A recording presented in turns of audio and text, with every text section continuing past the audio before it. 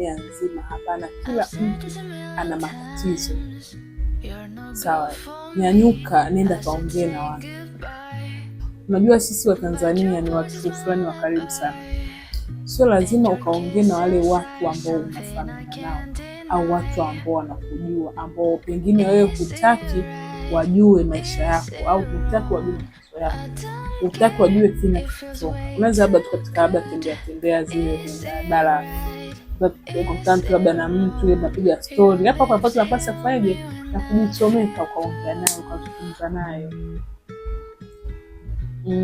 Yani kwa namna ambavyo mtu anaweza ukaongea na mtu kutoa machungu, au unaweza kutafuta huu mtazamo wa watu maarufu ukawasimulia na wao wakaweza kushare. Vile ambavyo unasoma comment za watu mtandaoni ndivyo ambazo wewe inakupunguzia yale machungu ambayo uko nayo.